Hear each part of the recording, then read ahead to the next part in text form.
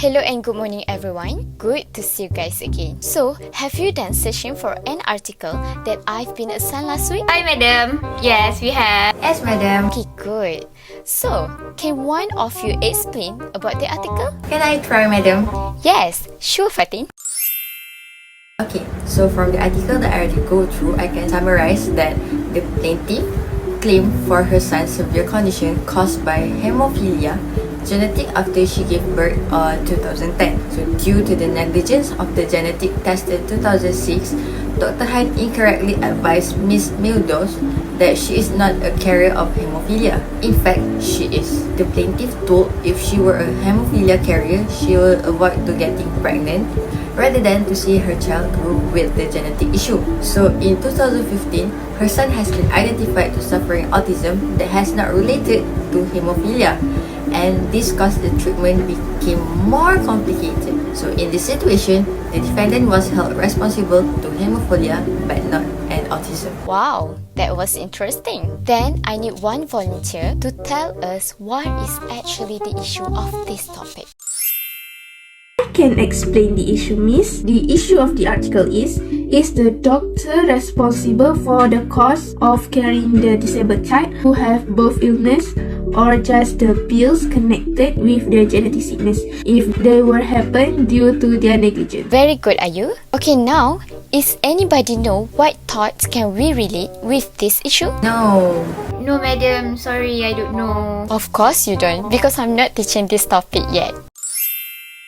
Okay, so actually, the principle of thought that we can relate on this article is negligence. So everyone know what is negligence, right? In general, negligence means a failure to take proper care over something. Meanwhile, in thought of law, negligence means the breach of a legal duty to take care, which results in damage undesired by the defendant to the plaintiff.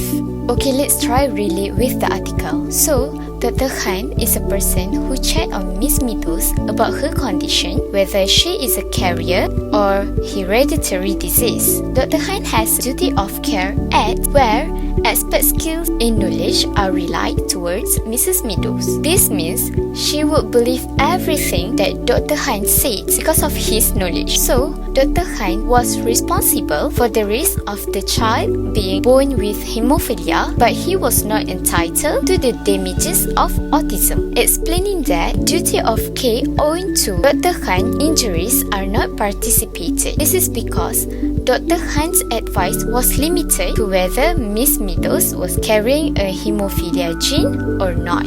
In fact, the autism losers were outside the scope of doctor's duty of care. As a result, Dr. Han has breach of duty, which is compliance with established practice since he failed to give the correct information to Miss Meadows. Okay, now, who can conclude this issue based on what we have discussed just now? The High Court determined that the defendant is responsible for the expenses related to both the separate condition of autism and the condition of hemophilia. The defendant was simply responsible for the expense according to the Court of Appeals, and the defendant had no duty to take reasonable precautions to reduce the risk of autism. The court used the principle of scope of duty in arriving at its conclusion, and Dr. Han illustration serves as a guide.